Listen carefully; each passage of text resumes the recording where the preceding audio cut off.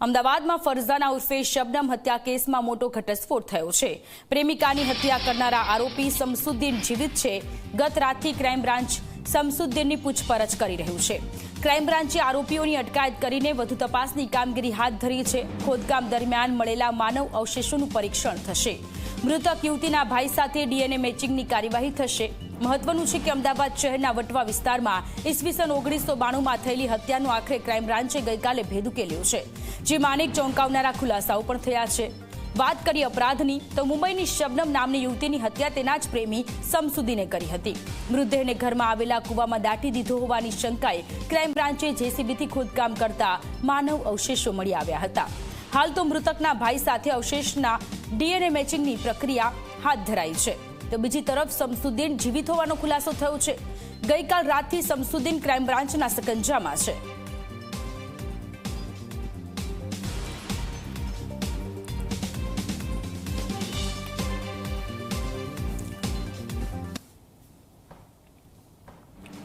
તો અમદાવાદમાં શું આખો ઘટનાક્રમ છે વિશે વાત કરીએ। આ કેસ વર્ષ 1992નો છે।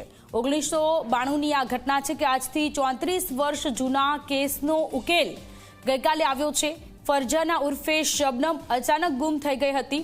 તેની ઘણી બધી શોધખોળ કરવામાં આવી હતી, પરંતુ તે મળી ન હતી। વટવાના કુતુબનગરમાંથી શબનમ ગુમ થઈ હતી, જે બાદથી તેની કોઈ જ ભાળ મળી નથી।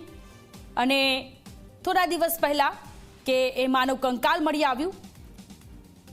1992નો આ કેસ કે જ્યાં પ્રેમીએ તેની પ્રેમિકાને જમીનમાં દાટી દીધી હતી। 34 વર્ષ જૂનો આ કેસનો ઉકેલ આવ્યો છે। આરોપી શમસુદ્દીન કે અત્યાર સુધી એવું હતું કે આરોપી મૃત્યુ પામ્યો છે, પરંતુ ગઈકાલથી આરોપી શમસુદ્દીન કે જે અત્યારે પોલીસના પકડમાં છે, ક્રાઇમ બ્રાન્ચની પકડમાં છે, અને ક્રાઇમ બ્રાન્ચ દ્વારા તેની પૂછપરછ શરૂ કરવામાં આવી છે।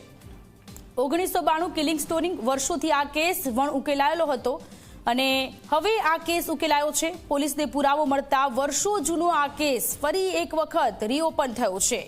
શબનમના શમસુદ્દીન નામના યુવક સાથે લગ્નેતર સંબંધો હતા અને શમસુદ્દીને તેની પરિણીત પ્રેમિકા ફરઝાનાને મોતને ઘાટ ઉતારી દીધી હતી અને તેને મોતને ઘાટ ઉતારી અને તેને દાટી દીધી હતી। પોલીસે 34-35 વર્ષ બાદ શમસુદ્દીનની અટકાયત કરી અને હવે ક્રાઇમ બ્રાન્ચના પકડમાં છે શમસુદ્દીન। પૂછપરછ શરૂ કરવામાં આવી છે। વટવા વિસ્તારમાં રહેતી શમસુદ્દીન કે જે તો પોલીસે પુરાવો મળતા વર્ષો જૂનો આ કેસ ફરી એક વખત ઓપન થયો છે। શબનમ કે જે છેલ્લા ઘણા સમયથી ગુમ હતી અને એ પછી તેની શોધખોળ હાથ ધરવામાં આવી હતી, પરંતુ એની કોઈ ભાળ મળી ન હતી અને વર્ષો જૂનો આ વણ ઉકેલ્યો કેસ આખરે ઉકેલાયો છે। અમદાવાદની આ ઘટના હતી ફરઝાના ઉર્ફે શબનમ હત્યા કેસ કે જેમાં મોટો ખુલાસો થયો છે। આ કેસ ફરી એક વખત રીઓપન કરવામાં આવ્યો અને આરોપી શમસુદ્દીન કે જે જીવિત છે, અત્યાર સુધી એવી થિયરી હતી કે શમસુદ્દીન કે જે મૃત્યુ પામેલો છે અને કેટલાક સમયથી આ વિસ્તારમાં આવતો હતો, આ વિસ્તારમાં ફરતો હતો અને એટલા જ માટે જ્યારે બાતમી મળી અને એના આધારે શમસુદ્દીન આખરે ઝડપાયો છે। સંવાદદાતા ઉદય આપણી સાથે લાઈવ જોડાયેલા છે। ઉદય, 32 થી 34 વર્ષ જૂનો કેસ શબનમ હત્યાકાંડનો કેસ કે જે આખરે ઉકેલાયો છે। આરોપી શમસુદ્દીન કે જે જીવિત છે, ક્રાઇમ બ્રાન્ચની પકડમાં છે। વધુ કયા ખુલાસાઓ થયા છે?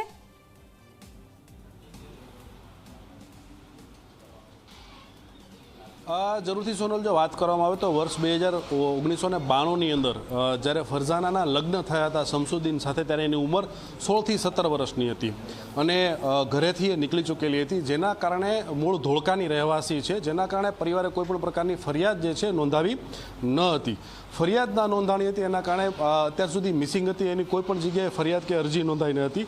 ત્યારબાદ જે છે એ લગ્ન થયા। લગ્નના 6 થી 7 મહિનાની અંદર, એટલે ખૂબ જ ટૂંકા લગ્નગાળાની અંદર બંને વચ્ચે લગ્ન જીવનને લઈને માથાકૂટ થઈ હતી, જેની અંદર આડા સંબંધો મુખ્ય કારણ હતું અને આડા સંબંધોની અંદર જે છે હત્યા કરવામાં આવી। હત્યાની અંદર જે છે શમસુદ્દીન, ત્યારબાદ જે છે સાદિયા બીબી, જે જગ્યા ઉપર હત્યા કરવામાં આવી છે સાદિયા બીબીનું મકાન હતું. આ સાથે તે અન્ય બીજા 2 આરોપીઓ હતા એની સાથે જોડાયેલા, જેમાં અબ્દુલ કરીમ અને ઇકબાલ કરીને આ 4 આરોપીઓએ જે છે હત્યા કરેલી હતી. હત્યા કર્યા બાદ જે છે તેને ત્યાં ખાળકુઓ ખોદવામાં આવ્યો, ત્યાં દફનવિધિ કરી દેવામાં આવેલી.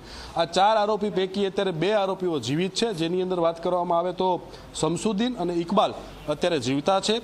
સાદિયા બીબી અને અબ્દુલ કરીમ જે છે એ બંનેના મૃત્યુ થયા છે. હવે આ હત્યા જે થઈ, હત્યા થયા બાદ જે છે દાટી દેવામાં આવી. ત્યારબાદ જે છે અમુક જે આમાં પરિવારો જે હતા ભોગ બનનારના, માનવામાં આવી રહ્યું છે કે શમસુદ્દીનનો જે ભાણિયો છે, એટલે કે જે અબ્દુલ કરીમ અને શમસુદ્દીન જે છે, એટલે કે શમસુદ્દીન આ હત્યા કર્યા બાદ ફરજાનાના અબ્દુલ કરીમની સાળી સાથે લગ્ન કર્યા હતા અને વારંવાર ભૂત પિચાસ થતો આભાસ જે થતો હતો એ આભાસને લઈ અને એનો ભાણિયો જે છે વારંવાર ત્યાં દર શુક્રવારે અગરબત્તી અને દીવો કરવા આવતો હતો. ત્યારબાદ જે છે તાંત્રિક વિધિ આખી આમાં જોડાણી, જ્યાંથી આખી બાતમી સામે આવી અમદાવાદ ક્રાઇમ બ્રાન્ચના એપી જેબલિયા જે પીએ છે ને બાતમી મળી, બાતમી આધારે જે છે ગઈકાલે ખોદકામ શરૂ કરવામાં આવ્યું. સવારે 8 વાગ્યાથી આ ખોદકામ શરૂ કરવામાં આવ્યું, રાતના 10 વાગ્યા સુધી ચાલુ હતું. આખી ડેડ બોડીના અલગ અલગ પાર્ટ જે છે એ મળી આવ્યા છે, FSLમાં મોકલવામાં આવ્યા છે. જે ફરજાના જે છે એને ભાઈની ઓળખ થઈ ચૂકી છે, એના ભાઈના સાથે એના DNA મેચ કરવા માટે મોકલી આપવામાં આવેલા છે. જે આરોપી છે શમસુદ્દીન, જે મુખ્ય આરોપી છે, જેણે લગ્ન કર્યા હતા પ્રેમ લગ્ન ફરજાના સાથે, ત્યારે તેની ઉંમર 16 થી 17 વર્ષની હતી અને હત્યા પણ એને કરેલી છે. તેની અત્યારે અટકાયત કરી લેવામાં આવેલી છે ને એની પૂછપરછ ચાલી રહી છે. બીજો જે આરોપી જે છે તેને પણ હસ્તગત કરવામાં આવેલો છે. એટલે કહી શકાય કે 34 વર્ષ બાદ જે છે એક ફિલ્મી સ્ટોરી જેવી સ્ટોરી આખી હકીકતમાં સામે આવી છે, જેની અંદર આખો હત્યાનો ગુનાનો ભેદ ઉકેલાયો છે.